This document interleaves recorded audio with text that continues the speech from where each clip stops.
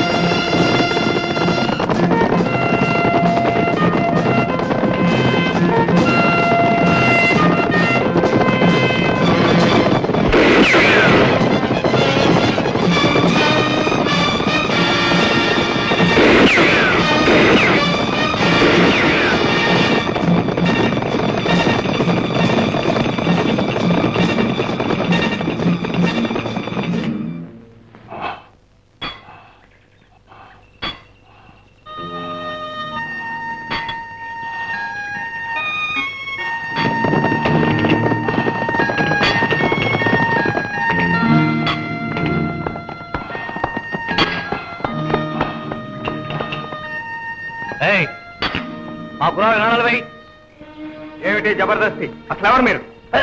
గోవిందాపురం వ్యాపారస్తున్నాం బాబు. చాలా దూరం వెళ్ళాలి. కావాలంటే 2 మోరీలు ఎక్కువ తీసుకో. త్వరగా నడాలేసి పెట్టు బాబు. అట్లా అన్నారు బాగుంది. రే పొగ్గులు అయిపోయినాయి, నువ్వు అంగడికి వెళ్ళి పట్టరా. ఈలోగా నేను వీళ్ళ గుర్రాలకు నాడాలు వేసి పెడతాను. అలాగే.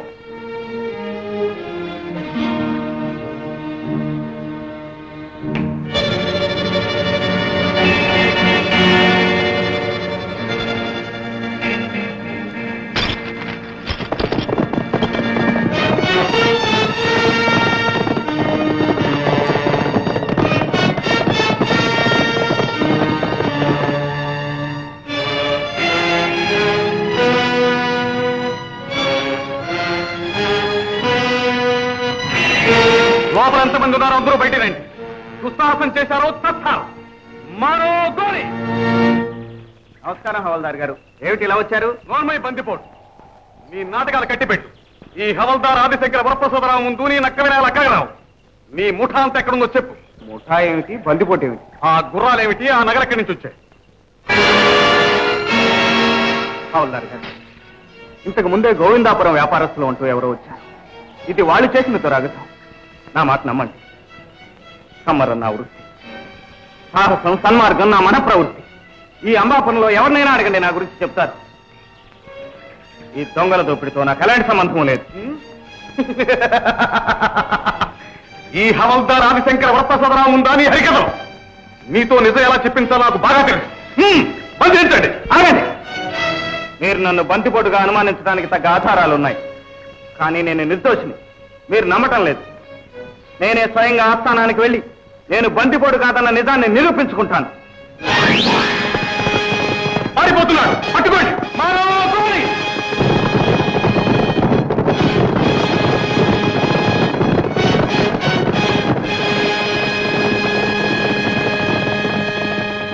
లేదు లేదు లేదు. నేను ఎన్నో విధాల హవల్దార్ గారితో మనవి చేసుకున్నాను. నేను దొంగని కాను, ఈ దొంగల దోపిడితో నాకు సంబంధం లేదు అని. కానీ హవల్దార్ గారు నా మాట మన్నించలేదు. భయపట్టం, వెనుకాటం, వ్యసనపట్టం, విరమించడం నా మతం కాదు. అందుకే స్వయంగా ప్రభువుల ఎదుట హాజరయ్యాను. ఈ సత్యాన్ని విశ్వసించండి, నన్ను బేషరతుగా విడుదల చేయండి అని మనవి చేసుకుంటున్నాను. అబద్ధం. దోపిడీ జరిగిన మరుక్షణమే వెందాడి నేరస్తుని పట్టుకున్నాను. అతని దగ్గర దోపిడీలో కొంత భాగం నగలు, అతనికి తిరిగే గుర్రం చెయ్యెక్కించుకున్నాను. నేరం నిరూపించబడింది. కాబట్టి ఈ బందిపోటు ముఠా నాయకుణ్ణి తగిన రీతిని శిక్షించవలసిందిగా విన్నవించుకుంటున్నాను. క్రోధీనామ సంవత్సర పల్గొన విధేయ నాడు కమ్మర సత్యం అనే పేరు గల ఈ ముద్దాయి తన ముఠాతో కన్నాపురం చెన్నకేశ్వరరావు గారి ఇంట్లో పెళ్లిలో అల్లకల్లోలం చేసి ఆహూతుల చిత్రవద చేసి ధన కనక వస్తు వాహనాలతో పారిపోతూ ఉండగా హవల్దార్ ఆదిశంకర వరప్రసాదరావు చేతిలో పట్టుబడి సభాస్థలిలో నేరం నిరూపింపబడినది. నేరస్తునికి ఆజన్మ కఠిన కారాగార శిక్ష విధించడమైనది.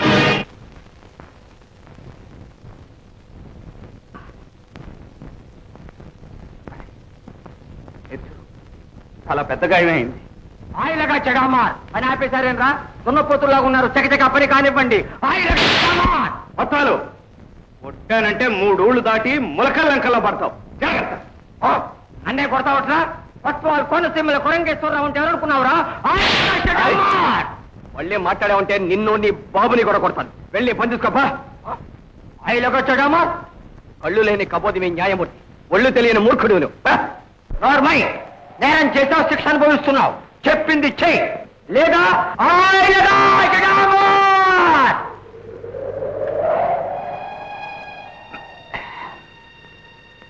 నీ మాటలతో నీలోని ఆత్మగౌరవం నాకు అర్థమైంది.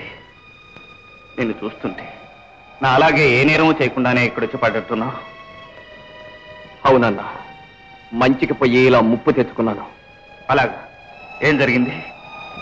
నా పేరు శివం, మాది మహారాణి పేట.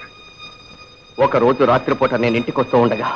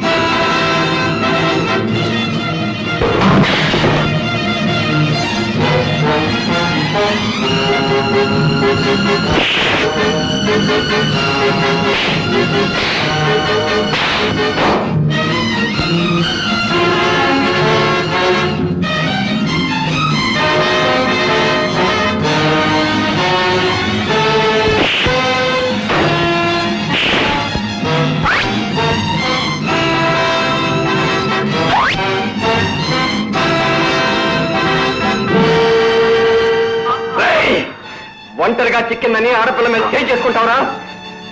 ప్రజల మాన ప్రాణాన్ని రక్షించవలసిన సంస్థాన రక్షక భటుడు ఉండి ఇంత నీచాన్ని కొడిగడతావా? రేయ్, ఈ ఆడపడుచు లాంటి అక్క చెల్లెళ్ళు లేరా నీకు? చెప్తానురా. రేయ్, ఈ సిపాయి సింగిని కొట్టావా? రేపు ఈ బ్రతుకు చేస్తాను. నా బ్రతుకు సంగతి తర్వాత తెలుసు గాని ముందు నీ సాగు సంగతి చూసుకోరా నీచుడా. ఏం జరిగింది బాబు? ఏముంది, గండిపేట సిపాయిననే అధికార మతంతో కళ్ళు మూసుకుపోయి ఈ అమాయకురాల మీద చెయ్యి వేసే బుద్ధి చెప్పాను. మంచి పని చేశారు బాబు.